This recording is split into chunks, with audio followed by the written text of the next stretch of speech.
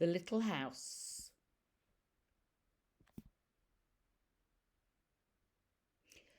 Once upon a time there was a little house way out in the country. She was a very pretty little house, and she was strong and well built. The man who built her so well said, "This little house shall never be sold for gold or silver, and she will live to see our great-great-grandchildren's great-great-grandchildren living in her." The little house was very happy as she sat on the hill and watched the countryside around her.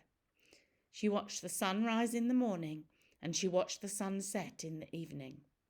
Day followed day, each one a different from the day before, but the little house stayed just the same. In the night she watched the moon grow from a thin new moon to a full moon, and then back again to a thin old moon. And when there was no moon, she watched the stars. Way off in the distance she could see the lights of the city. The little house was curious about the city and wondered what it would be like to live there. Time passed quickly for the little house as she watched the countryside slowly change with the seasons. In the spring, when the days grew longer and the sun warmer, she waited for the first robin to return from the south. She watched the grass turn green. She watched the buds on the trees swell and the apple trees burst into blossom. She watched the children playing in the brook. In the long summer days she sat in the sun and watched the trees cover themselves with leaves and the white daisies cover the hill. She watched the gardens grow, and she watched the apples turn red and ripen and the children swimming in the pool. In the autumn, when the days grew shorter and the nights colder, she watched the first frost turn the leaves to bright yellow and orange and red. She watched the harvest gathered and the apples picked. She watched the children going back to school.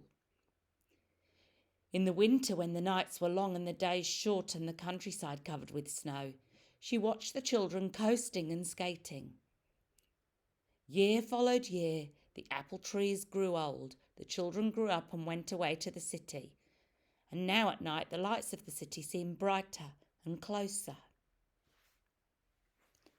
One day the little house was surprised to see a car coming down the winding country road. Pretty soon there were more of them on the road, and fewer carriages pulled by horses. Pretty soon after that came some surveyors who made a line in front of the house. They came with a steam shovel and dug a road through the hill covered with daisies. Then some trucks came and dumped big stones on the road, and then some trucks with little stones, and then some trucks with tar and sand, and they rolled the road until it was done. Now the little house watched the cars and trucks going back and forward to the city. Petrol stations, roadside stands, small houses followed the new road. And everyone and everything moved much faster. More roads were made, and the countryside was divided into lots. More houses and bigger houses, apartment houses, tenement houses, schools, stores and garages spread over the land and crowded around the little house. No one wanted to live in her and take care of her anymore. She couldn't be sold, so she just stayed there and watched. Now it was not so quiet and peaceful at night. The lights of the city were bright and very close, and the street lights shone all night. This must be living in the city, thought the little house, and she didn't know whether she liked it or not. She missed the field with daisies and apple trees dancing in the moonlight. Then there were trolley cars going back and forth. They went back and forth all day and part of the night. Everyone seemed to be busy and in a hurry. Next, there was an elevated train going back and forth above the little house. The air was filled with dust and smoke, and the noise was so loud that it shook the little house. She couldn't tell when spring or summer or autumn or winter came. It all seemed the same. Then there was a subway going back and forth underneath the little house. She couldn't see it, but she could feel and hear it. People were moving faster and faster, and no one even noticed her. They hurried by without a glance. They tore down the apartment houses and tenement houses around the little house and started digging big cellars. They dug down 3 stories on one side and 4 stories on the other side, and then they started building up. There were 25 and 35-story buildings.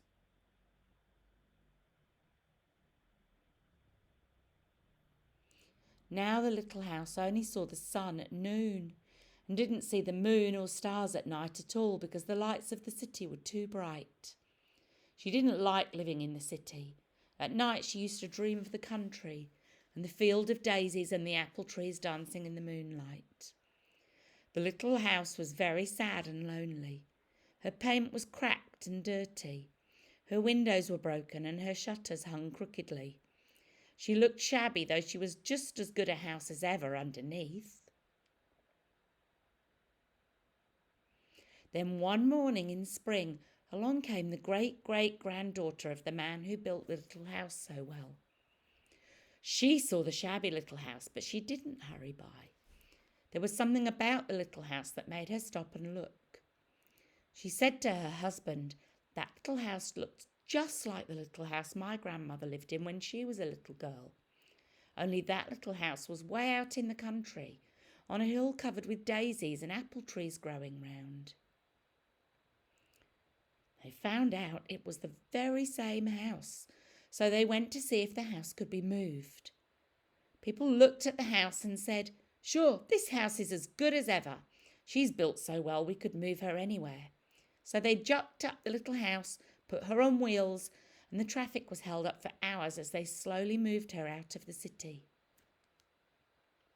At first the little house was frightened, but after she got used to it, she rather liked it. They rolled along the big road and they rolled along the little roads until they were way out in the country. When the little house saw the green grass and heard the birds singing, she didn't feel sad anymore. They went along and along, but they couldn't seem to find just the right place. They tried the little house here and they tried her there. Finally, they saw a little hill in the middle of a field and apple trees growing around. "There," said the great-great-granddaughter.